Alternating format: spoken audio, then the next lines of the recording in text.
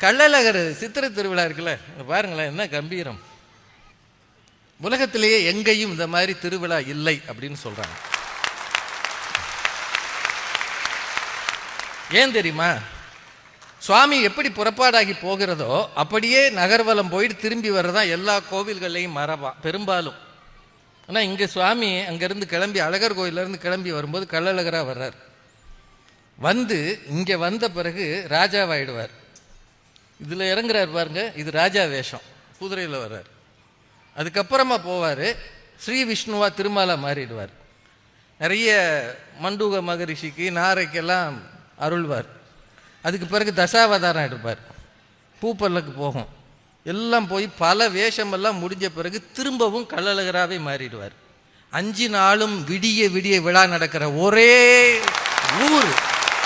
நான் ஊர் பெருமைக்காக சொல்லல, இப்படி ஒரு திருவிழா எங்கேயுமே இல்லைன்றான். நீங்க கும்பமேளா வச்சுக்கோங்க, எதை வேணாலும் வச்சுக்கோங்க, 10 வருஷம் 12 வருஷம் ஏதோ வச்சிருக்காங்க கணக்கு. ஆனா வருஷம் தோறும் 10 லட்சம் பேரை கூட்டி பெருமை சேர்க்கிற ஒரு பெரிய திருவிழா இந்த சித்திரை திருவிழா. ஆத்துல அழகர் இறங்குறது. அதில் ஒரு செய்தி, மதுரைக்கும் அழகர் கோயிலுக்கு மத்தியில் கள்ளந்திரின்னு ஒரு ஊர் இருக்கு. அது என்ன கள்ளந்திரி? கள்ளன்னா யாரு? திருடுறவன். கள்ளன் திரிந்த ஊருக்குனால அதுக்கு கள்ளந்திரின்னு பேரா. ஒரு காலத்தில் அழகர் நகைகளோடு வரும்போது அந்த ஊரை சேர்ந்த, ரொம்ப காலம் முன்னாடி அந்த ஊரை சேர்ந்த ஒரு கொள்ளை கூட்ட தலைவர் கள்ளர், அவன் இந்த நகைகளை அடிக்கணும்னு முயற்சி பண்ணியிருக்கான்.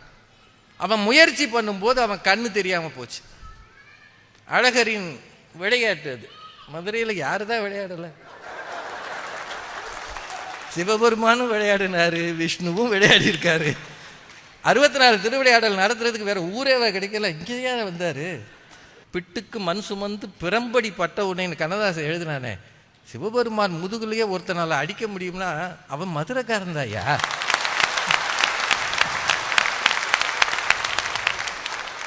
இந்த கள்ளர் தலைவனுக்கு கண்ணு தெரியாம போச்சான்.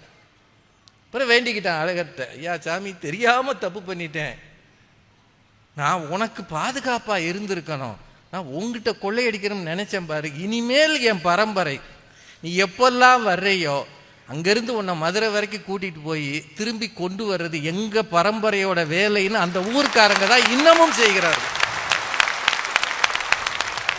அந்த காலத்துல கையில ஒரு பெரிய தீப்பந்த மாதிரி வச்சிருப்பாங்க, அதுக்கு பேர் திரியாட்டுன்னு பேரு. திரியாட்டுக்காரர்கள்னே அவங்களுக்கு பேர். ஏன்னா அப்போ எலக்ட்ரிக் லைட் கிடையாது, இருட்டு.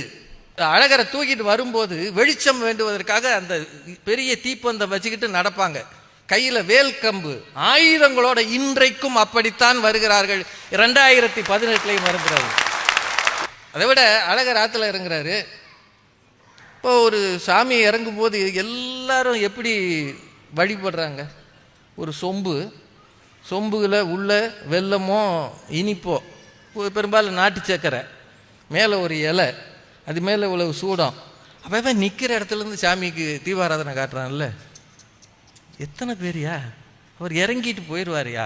ஆனால் அங்கே இருக்கிற 10 லட்சம் பேரில் ஒரு 5 லட்சம் பேராவது தீபாராதனை காட்டுறானே, என்னாவோ ஒரு ஒரு பரம சந்தோஷம். அது காலந்தோறும் இது நடக்குதுங்க, அது காலந்தோறும் நடக்கிறது. எல்லாருக்கும் அந்த சர்க்கரையை பிரித்து கொடுப்பாங்க. அவன் என்ன படிச்சிருந்தாலும் அந்த தண்ணி பீச்சுவான். ஏன் தண்ணி பீச்சுறான்?